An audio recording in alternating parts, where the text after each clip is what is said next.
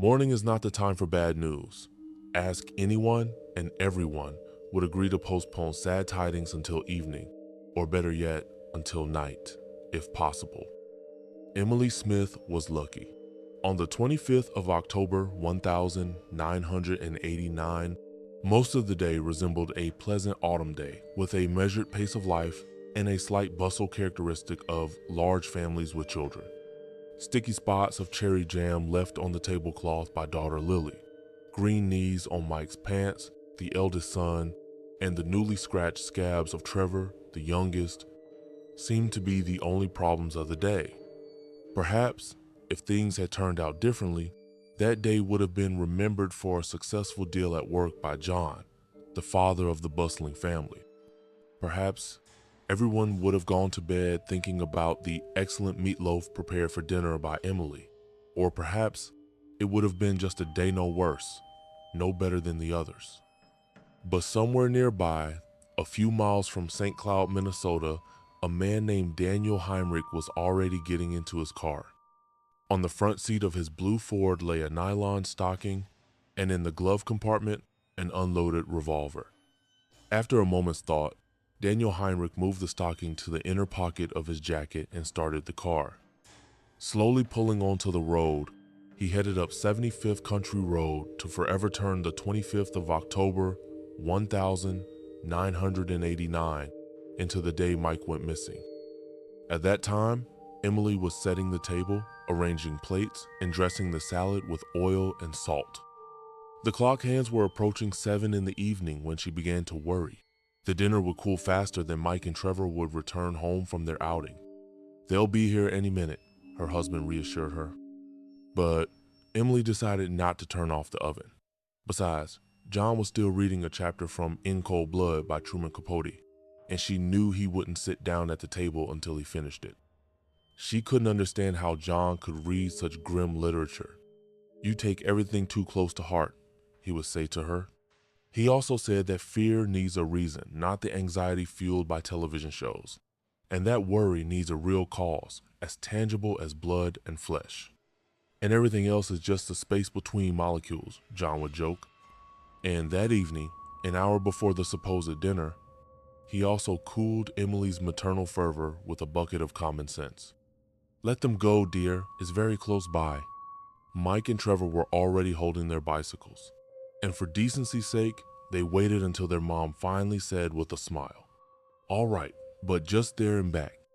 They were going to exchange the already tiresome DuckTales for something new to watch before bed that Sunday evening. "Good evening, Mrs. Smith," Aaron shouted, getting on his bike. "Good evening, Mr. Smith." He was waiting for his brothers on the sidewalk to join them for the ride. Being Mike's best friend, Aaron was also a friend to Trevor.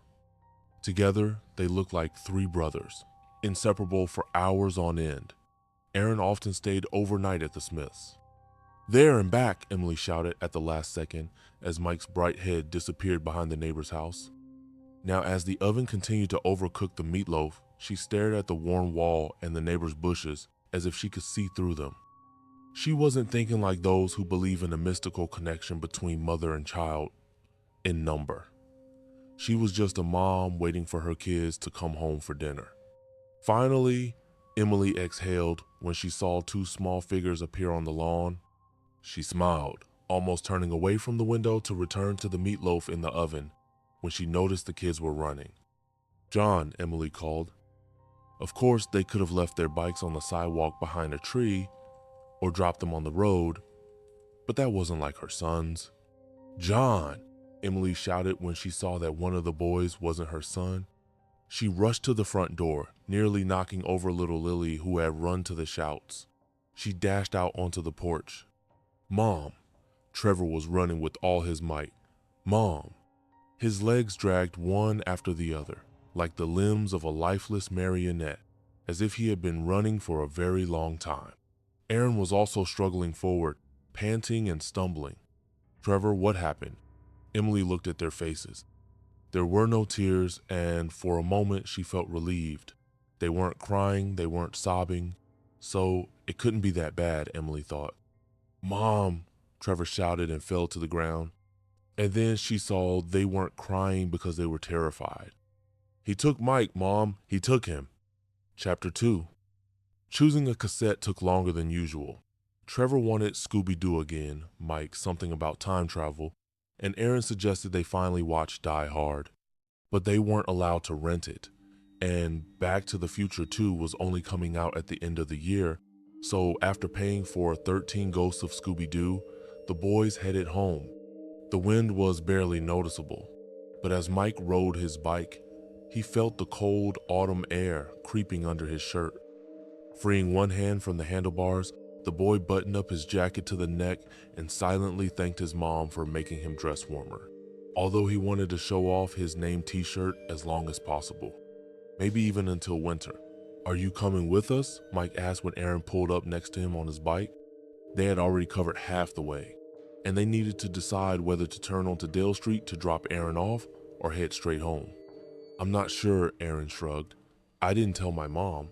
He nodded at Trevor, who had ridden ahead of them. "And I wasn't really planning on watching Scooby-Doo," Aaron shouted after him. "And it's not my fault you're not grown up enough for Die Hard," Trevor turned back. Mike laughed. They all laughed, almost simultaneously and without any agreement. "All right, fine, I'll watch your dog," Aaron said, leaning forward and pedaling twice as fast, leaving Mike and his unending laughter behind. He leaned towards Trevor and said something, but Mike couldn't hear what it was over his own laughter. Behind Mike's back, the sound of a growling engine grew louder. He turned around and stopped laughing. "Hey!" Mike shouted, seeing the blue Ford. Trevor and Aaron looked back. Then all three began to hug the side of the road, following each other in a long line. They didn't think to slow down, they just wanted to give way, but the car, speeding past them, suddenly braked and blocked Trevor's path. "Careful," Mike shouted to him. He rode up to his brother, who had to stop and get off his bike. Aaron also dismounted. "What's he doing?" Trevor asked. But they didn't have time to guess or get scared enough to get back on their bikes and ride away, pedaling fast. They didn't have time to run. "Stop," a voice commanded. At first, they heard it without seeing who it belonged to. The driver's seat was on the other side of the Ford, so for the first few seconds, the kids couldn't see the speaker. "Freeze," the voice repeated. Circling the car, the man showed them his face, or rather, what concealed it in the gathering dusk. A black stocking stretched over a broad forehead and prominent cheekbones. His nose bent to one side, pressing against his left cheek.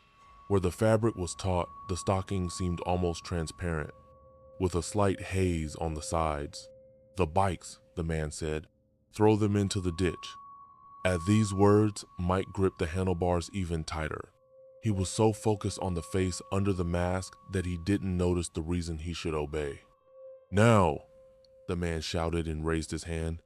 His fingers clutched a silvery revolver. "Mike," Trevor whispered, standing next to him. Perhaps he wanted to ask what they should do, but the man interrupted his question. "I said, throw the bikes into the ditch, or I'll blow your heads off." Mike looked at Trevor, then at Aaron. Silently, he nodded to them both and began to roll his bike towards the edge of the road. The dry grass crunched under the wheels.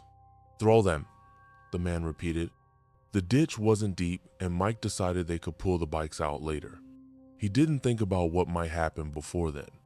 "Throw them," the stranger commanded again. Mike pushed his bike into the ditch.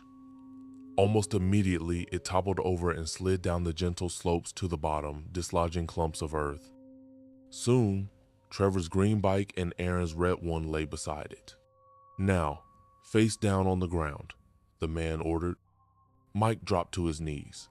He spread his hands in front of him and lay on his stomach, trying not to touch the prickly grass with his face. When Aaron lay down to his left, Mike met his gaze and felt even more frightened. His friend was crying. Tears streamed from the corner of his eye across his nose to the other eye, mixing with new tears and dripping quickly into the grass. "Please," Mike pleaded. He didn't know exactly who he was addressing. The scary stranger threatening to kill them or Aaron, on whom his last hopes rested, or maybe himself. "How old are you?" the man asked, approaching them. The crunch of his boots on the ground was so loud that Mike could barely hear the words. 10, Trevor answered. Aaron also spoke up quickly. 11, he said with trembling lips. 11, Mike said. The man froze. You, he growled. Looking up, Mike saw the man's black boots standing right in front of Trevor. Not Trevor, Mike thought silently. Not Trevor. And again, he didn't realize what was hidden behind this. Not Trevor. Fear, that's all he knew. They were in danger. A red-hot word written in flaming letters.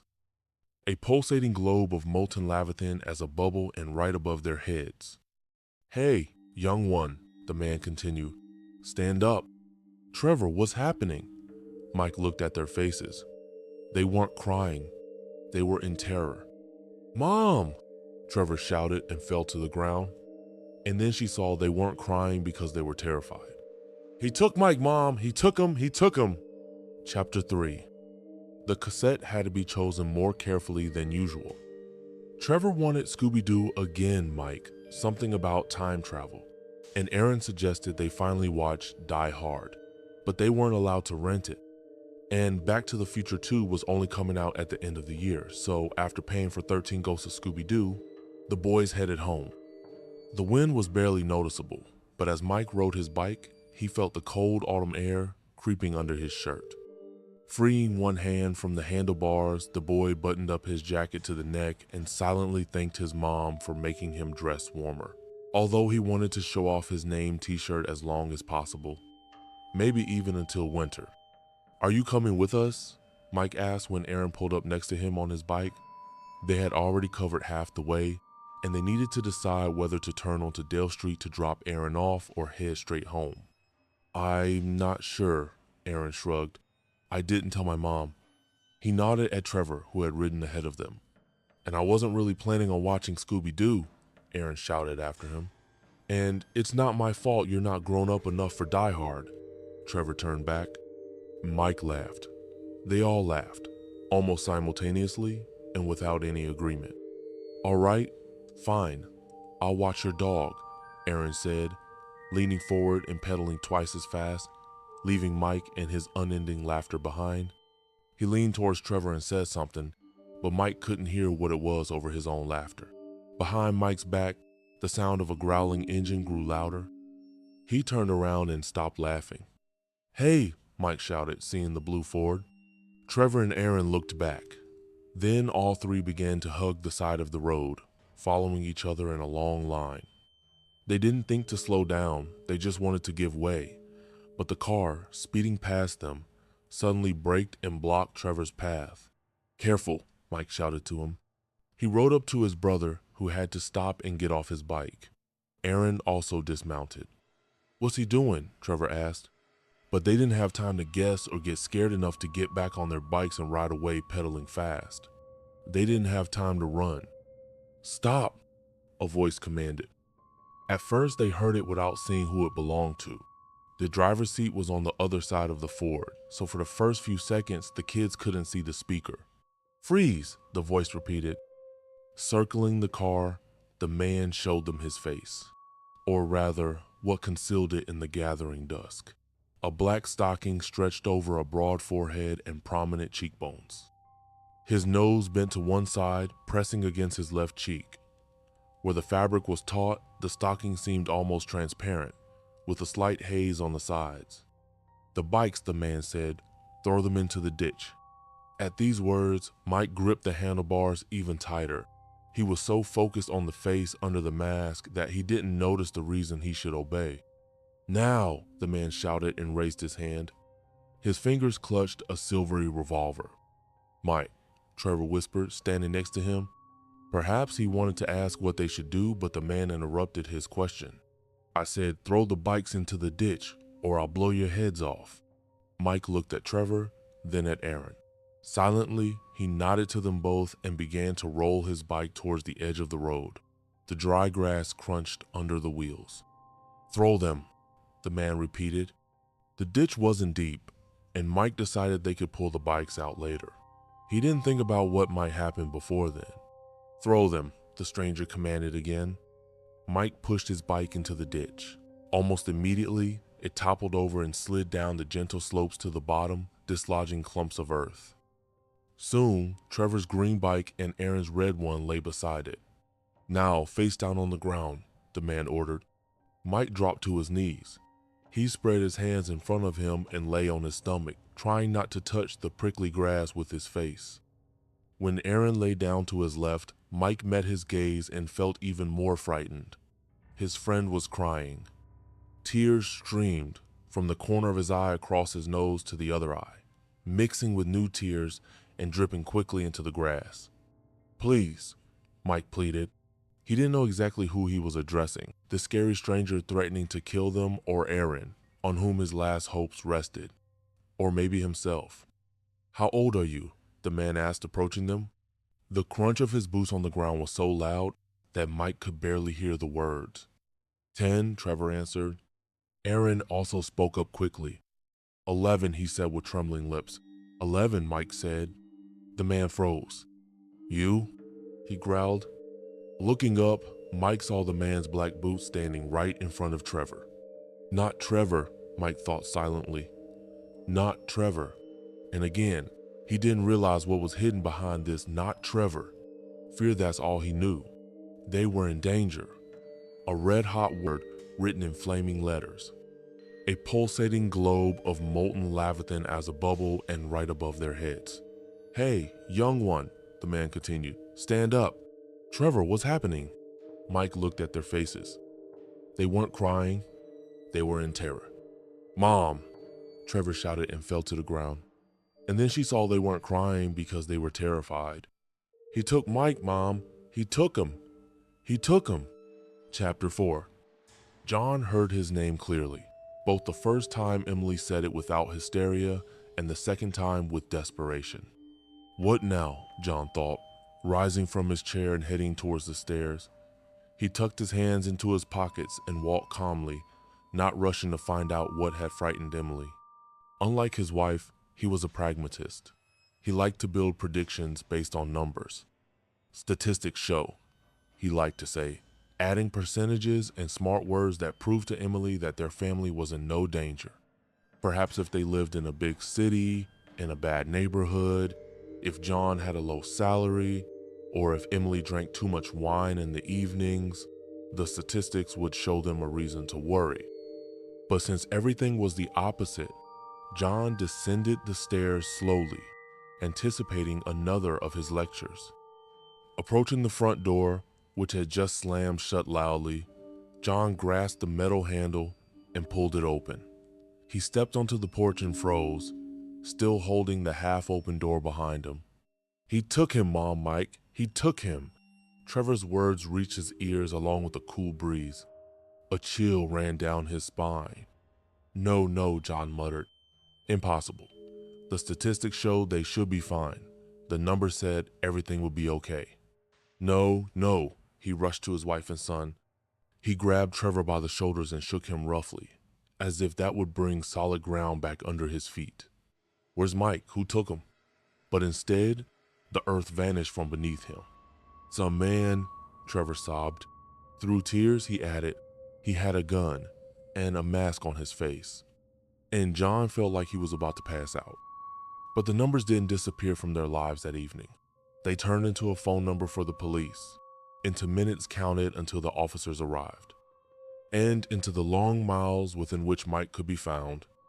The distance grew with each passing second, and John could see in his mind's eye how the area of possible locations spread with bloody edges across the map, how it engulfed more and more houses, streets, swallowing the entire city, how it covered the neighboring Little Sauk, Eagle Bend, Melrose, and Deer Creek.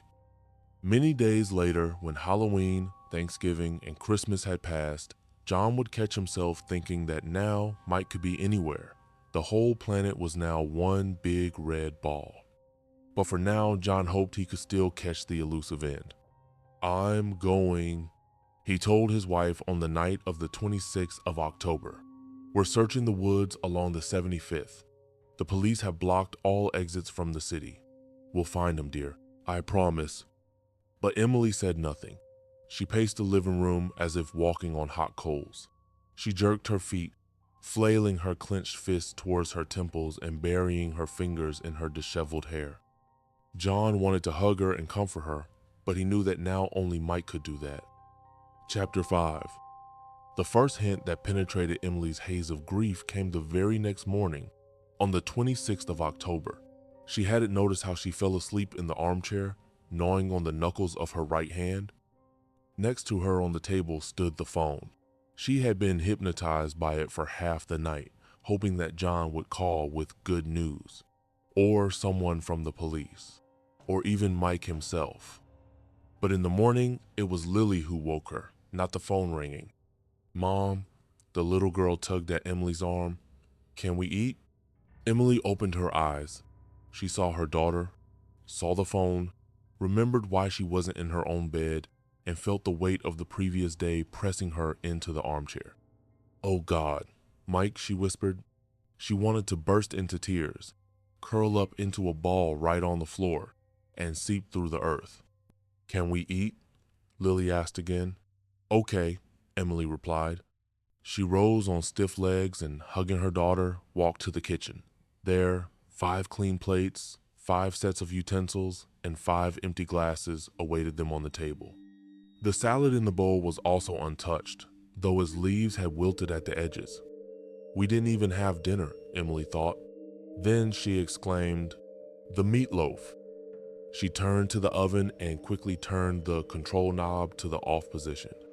"I turned it off," Lily said. So, Emily realized, her daughter had grown up a little that night. "Thank you, sweetie," Emily replied. But then she heard the first hint she was not only a mother to Mike, she had other children, living and warm, right there in her arms. And she couldn't abandon them to fend for themselves or save the house from a fire. "Sit down, please," John said the next morning after taking the kids to school. He hadn't returned home as planned or gone to work. Instead, he drove to the police station. "Officer, with all due respect, you're wasting time," John said to the man across from him. He sat behind a worn desk, hiding his gaze among intertwined fingers. "You need to interview everyone who has ever committed crimes against children, especially sexual ones." John swallowed hard. "Start with those who live in our city, then move on to those in neighboring areas. You have their addresses, right?" he asked, still not rising from his chair but leaning forward towards the desk. He watched as the eyelids flickered, revealing the eyeballs moving beneath. Finally, the officer replied, "We don't have their addresses. We don't keep such records." John slumped back into his chair. "How? How can such a person live right next to our house and we wouldn't know?" he asked. The officer looked up and met John's gaze. "By law, we can't require them to register every time they move. We don't have that right," he replied, looking past John. In the parking lot, the car door didn't close on the first try. John slammed it too hard, and it bounced back from the latch, nearly hitting the nearby pickup truck. "No rights. We don't have that right," John muttered, trying to insert the key into the lock. "No rights to protect themselves and their children. No way to save themselves." He thought they were safe, but it turned out to be an illusion. A theater without scenery, to keep from going mad with fear, because anyone could steal their happiness. John drove down the road, and people passed him by. He no longer trusted any of them. As he approached home, John caught his reflection in the rearview mirror. "Idiot," he shouted at himself. The person he trusted most in the world. 2 weeks later, John noticed that the bruises he had left on his hands that day had almost faded. Maybe he could have driven the car somewhere out of Emily's sight, to pound his fist against the chrome steering wheel, sometimes hitting the horn. But what was the point? If the bruises healed, but the problems remained. Alcohol didn't help either.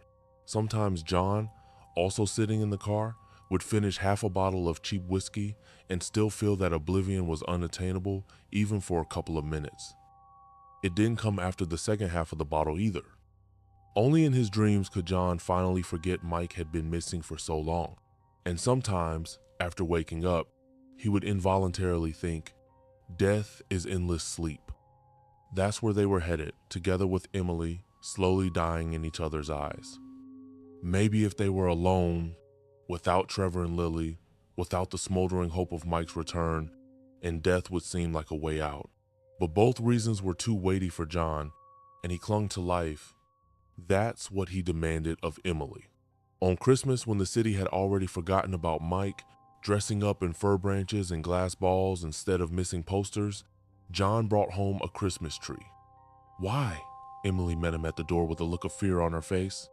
Then John realized she was afraid to start living again, afraid to rejoice, even for a moment, in a reality where they had lost Mike.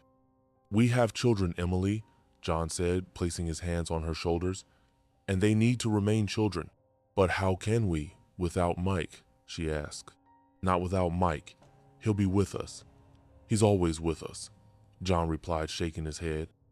And Emily cried, slowly nodding. Chapter 6. Those who say time heals have never been truly ill. With these words, Emily began her speech on the 17th of February, 2015. For 25 years, since the day Mike went missing, I have been deeply ill. Every day of these 25 years, I am in great pain. Even now, as I speak, I feel the pain in my chest, and it hurts at night when I fall asleep. It hurts in the morning when I open my eyes. Even now, I feel the pain in my chest, and it interferes with my speech. She closed her eyes for a few seconds. I know that there is no cure for it, and no doctor in the world can help me, but I am not powerless. In a small hall for about 50 people, she found John with her eyes. He wasn't sitting in the front row or standing in the aisle, where he would be easily visible. Instead, he hid among unfamiliar faces so that Emily wouldn't accidentally catch his gaze. Usually during speeches, if she caught his eye, she would start crying, as if there were no one else around, and she allowed herself to be herself. But this time, Emily knew she wouldn't cry. "I can't make this tumor disappear, but I can keep it from growing. Every day that I force myself to get out of bed, make breakfast, and go outside is my small victory. Every hour I can give to my family, my children, and grandchildren is another staple holding back the tumor." She nodded to John. "And every child whose life has been saved thanks to Mike's legacy eases the pain of my existence. Today is Mike's 37th birthday. 37 years since the day he was born. But if you add up all the lives he saved, is much, much more." She smiled. As she left the stage, Emily brought her fingertips to her face and made sure it was dry. Perhaps, she thought, time does heal after all. Because 25 years ago, she couldn't hold back her tears. It was February, and Mike's birthday was approaching with increasing pain in her heart. It was his first birthday that they were about to spend without him. "Can I buy him a present too?" Lily asked, sitting on her father's lap. John had gathered the children in the living room to explain to them things that were too complex for their age. Emily also came. She stood in the doorway, leaning against the doorframe, trying to understand what nonsense her husband was talking about. "Of course," John replied. "Just because Mike isn't with us doesn't mean he's not here at all. This will be his birthday, and somewhere." John glanced at Emily. "Far away, he will turn 12. And he will be very happy to receive presents, right?" "Yes," Lily shrugged. "But he won't be able to receive my present. What should I give him?" Emily looked at John. She shook her head, silently pitying him. "I understand," he said. "It's not the same, but if you think about it, the main purpose of a gift is to make Mike happy, right?" Lily nodded. "And it seems to me, Mike would be happy if you could use his present. Do you understand?" "No," she shook her head. "Think about it. Remember when we were on the Ferris wheel this summer and you dropped your ice cream? Remember? What did Mike do? He gave me his." Lily smiled. John also forced a smile, although his eyes were tearful and the whole thing looked like he was crying from happiness. Because he wanted you to be happy. That was more important to him than any ice cream, and this time we'll make him happy the same way. Okay? "Yes," Lily replied. "Yes," Trevor said. He sat next to them on the armchair and hadn't moved, staring at the floor. At times, when Emily returned to reality, she would approach her son and stroke his distant gaze. Still in shock, she thought. I could draw something for him, Lily suggested. Wonderful, John said. And we can write him letters. Letters? Emily stepped away from the doorway and slowly walked into the living room. Yes, letters.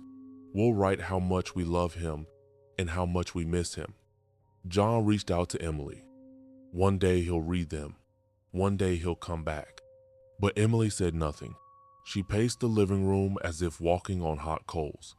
She jerked her feet, flailing her clenched fists towards her temples and burying her fingers in her disheveled hair.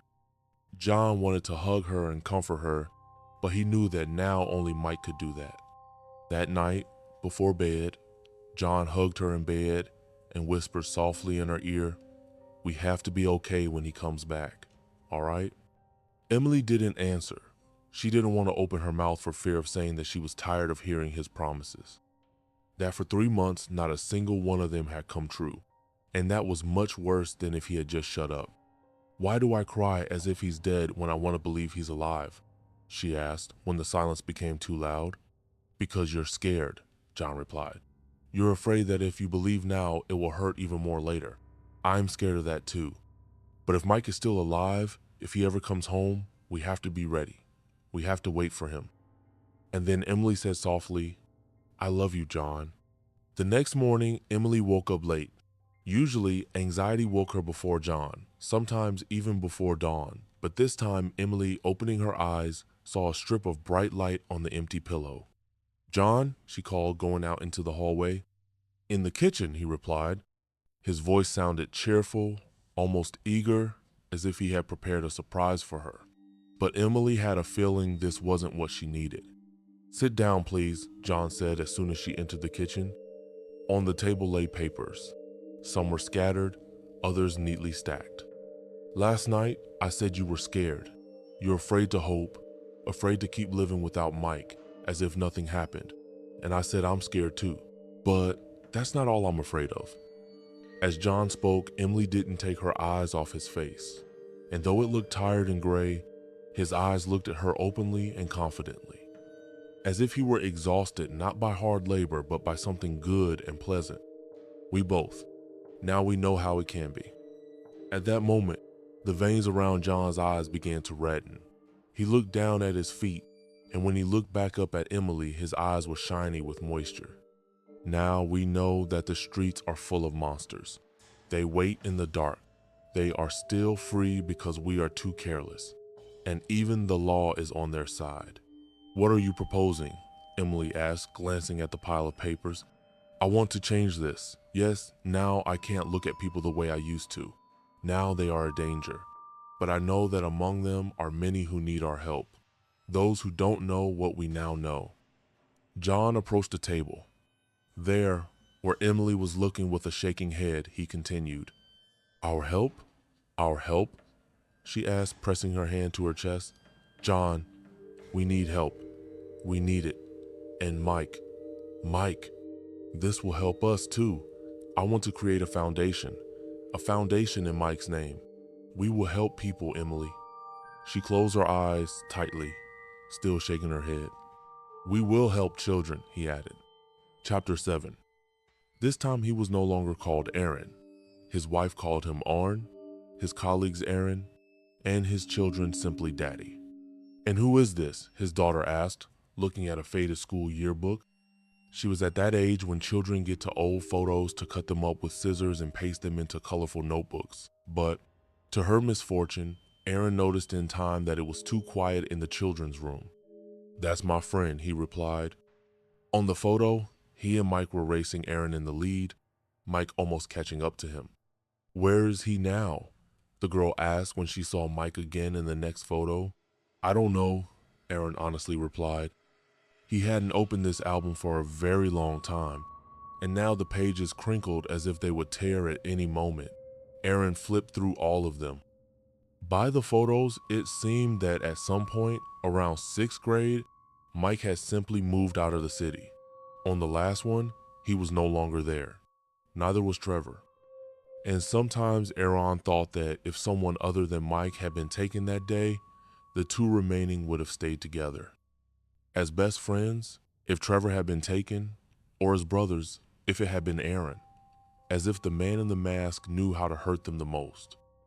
And sometimes these thoughts came to him in dreams, especially in the early days after the disappearance, when, to his own surprise, he slept 10 hours a day.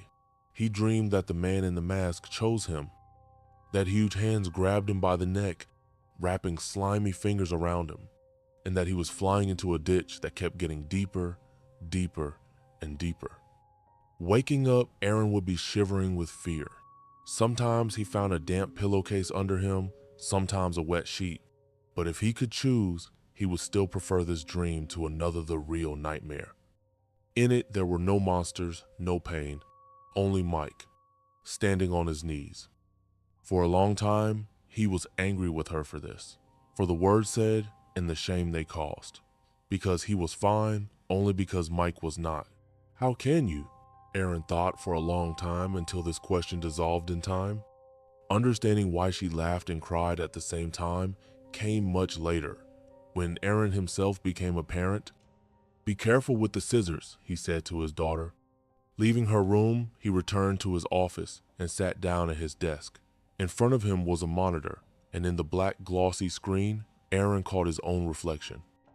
At 37, he hadn't managed to go bald or gain too much weight, but the hair at his temples had noticeably thinned. And although a second chin was barely visible under a certain angle, the veins on his hands had become more prominent. And how would Mike look, Aaron wondered. The real Mike, not the artificial one drawn by a computer program. The leaflets with him had not disappeared over time, but now there were two faces on them. Mike from childhood and Mike as he might have looked. Sometimes Aaron sincerely pitied the Smiths for their unyielding persistence. But much more often he admired them, involuntarily asking himself, would his parents have done as much? If he had gone missing instead of Mike, would they have continued to search and wait? Or would they have lost hope, stopping the search and burying an empty coffin, placing flowers on a gravestone with a random date after the dash? Probably, Aaron thought, it was unfair to compare them like this. After all, if he had gone missing instead of Mike, his parents would have become completely different people. Completely unfamiliar to him, maybe they would have founded a foundation too. Maybe they would have helped children. And Mike's law, requiring sex offenders to register, would have been called Aaron Larson's law. Maybe. Aaron moved the computer mouse on the pad, and the monitor came to life. He opened the browser and typed Mike's name into the search engine, which he hadn't done in a very long time. "What?" Aaron exclaimed, seeing the first lines of text. "A suspect has been named in the disappearance of Mike Smith, an 11-year-old boy from Minnesota, which remained a mystery for 26 years. Daniel James Heinrich, 52, of Annandale, was arrested at his home on Wednesday evening on charges of possessing and storing child pornography. A preliminary hearing in Heinrich's case, who is being held in the Sherburne County Jail, is scheduled for Wednesday at 10 a.m. in the U.S. District Court in St. Paul." "What happened to you, Mike?" Aaron whispered. Chapter 8. This time, Aaron hadn't even reached the woods when the man turned to Mike and walked behind him. "Hands behind your back," he said. Mike didn't move. He stared unblinkingly as Aaron turned into a speck, and the realization that he was left completely alone crept over him like goosebumps. "Give them here," the stranger interrupted his thoughts. This time, Mike came to his senses. He turned his head, trying to catch a glimpse of the place under the mask where the eyes should be. "Give them here," the man repeated impatiently and raised his hand. His fingers gripped a silvery revolver.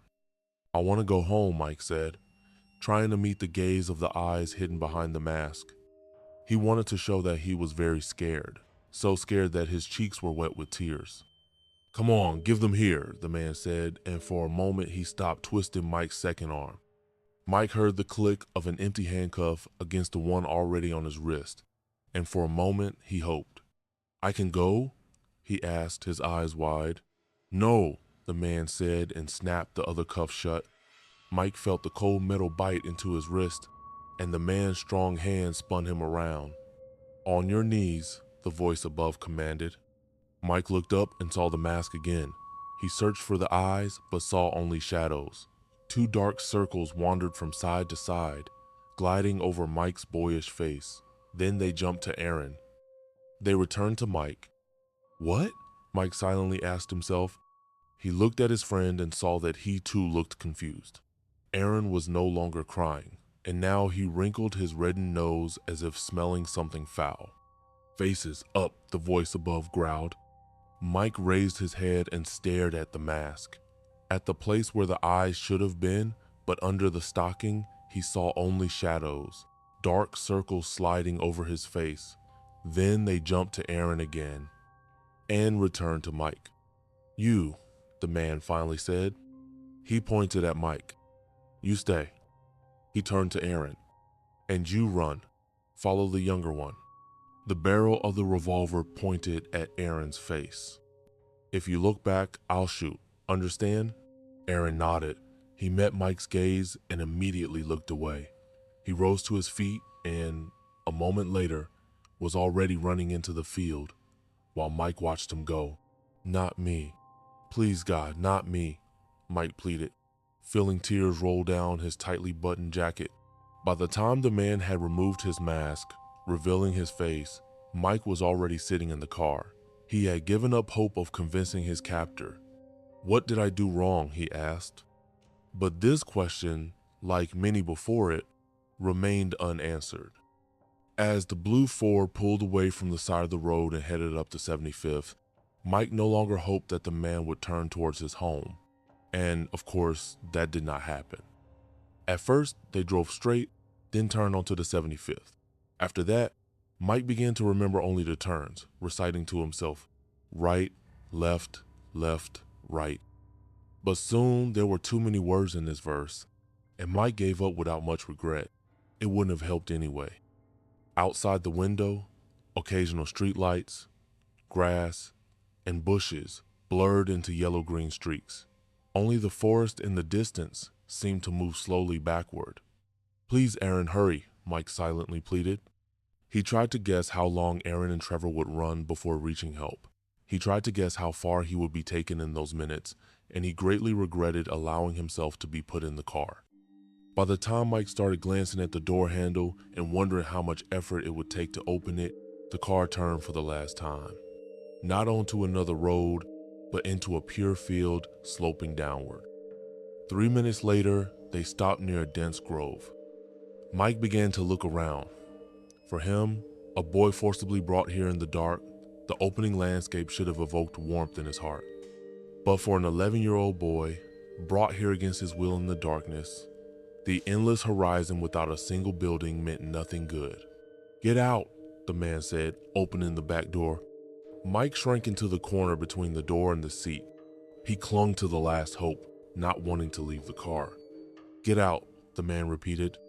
He didn't offer Mike a second chance. He just dove into the back seat and pulled the boy out. "Quiet," he said when Mike, already standing, began to struggle.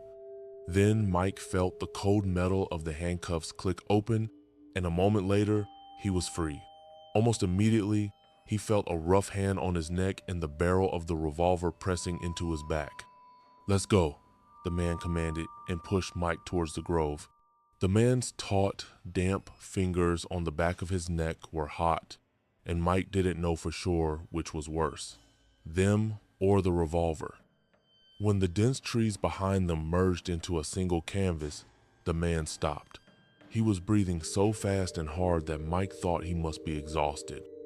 Maybe he was even sick, so the chance to escape and survive seemed not so small after all, especially since the entire path from the car to the grove had been downhill. And then Mike heard, "Take off your clothes." Chapter 9. "I can't read this anymore," Emily said, throwing the papers onto the table. She turned away from them as if they were the lifeless carcasses of skinned rabbits. "We need to know," John said.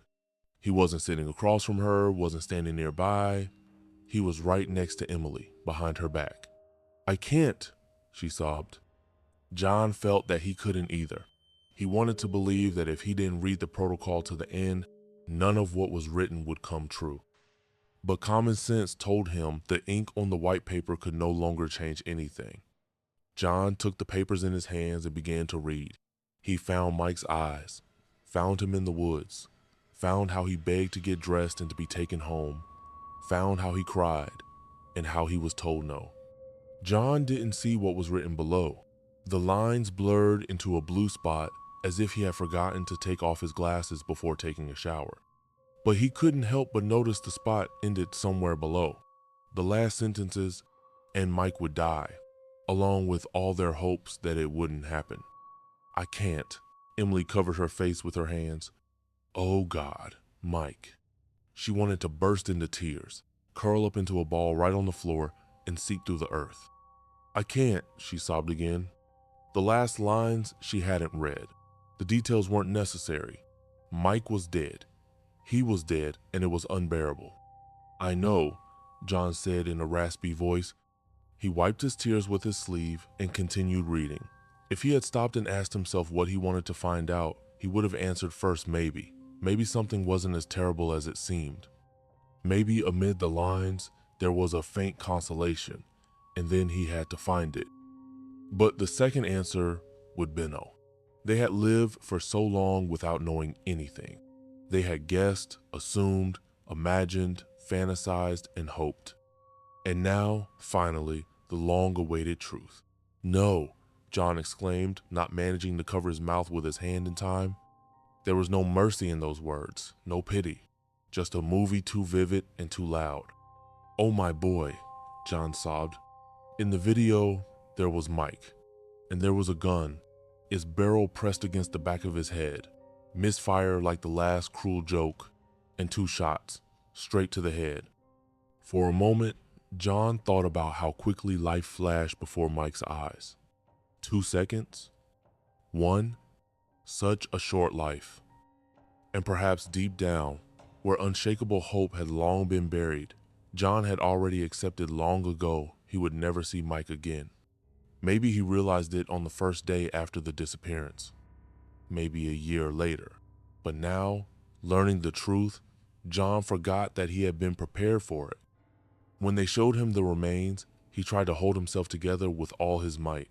He didn't want to scare Emily, who already looked like a walking corpse. But as soon as the cloth revealed the bones lying beneath it, John lunged at the table and brought his trembling hands to the skeleton. He lifted the small skull and pressed it to his chest, leaning his cheek against the scattered fingers. Why? He asked. He told the bones everything he had wanted to say for so many years. He told them how much he loved them, and he recounted how much he had waited. But the bones did not answer him. This time, Emily came to Mike alone. She hoped that without John, she would be able to be honest and say to Mike what she had long needed to say. Hello, my boy, she greeted the gravestone. In a year, it had barely changed. Perhaps it had faded slightly and settled a bit into the ground. I brought you letters, Emily said, taking a thick stack of envelopes from her bag. From one end of the stack, the envelopes were yellowed with age. Closer to the middle, they became lighter, and by the end, they were white and smooth. I wrote them to you every birthday, Mike, she said, spreading the envelopes on the grass. She untied the string around the stack and began to open the envelopes one by one. We celebrated your birthdays, Mike, every single one, as if you were with us. Emily took the oldest envelope and pulled out an equally old sheet of paper. I want to read you the letters, Mike, each one of them. Emily took the letters in her hands one by one. She read to Mike about how the year had passed, how 5 years had passed, and how they were still waiting for him to come home. How her hair had turned gray, and she now looked like a crazy witch without a pointy hat. How Lily had started middle school and fallen in love on the first day. How Trevor had gone on a date and a guinea pig had stood him up, and how John had grown a beard, which also turned gray. How many good people they had met and how they had helped each other. How many children they had managed to help, and how the world had become a little bit better. That's how we lived, Emily smiled. She gathered the letters back into a stack, carefully aligning them and tying the string tightly. Well, "It's time to go," she said, though she didn't want to leave. She deliberately took her time gathering the letters and even more time tying the string, just to prolong the moment. And when she finally had to go, she said softly, "Goodbye, Mike," she thought. But every time she tried to say it out loud, the words remained on her tongue. "Goodbye, Mike," she silently repeated, knowing full well it was a lie. "Maybe next time," she said after several attempts. Already walking away from the grave towards the car, Emily decided now or never. She turned around, took a deep breath, exhaled, and said, "Nothing."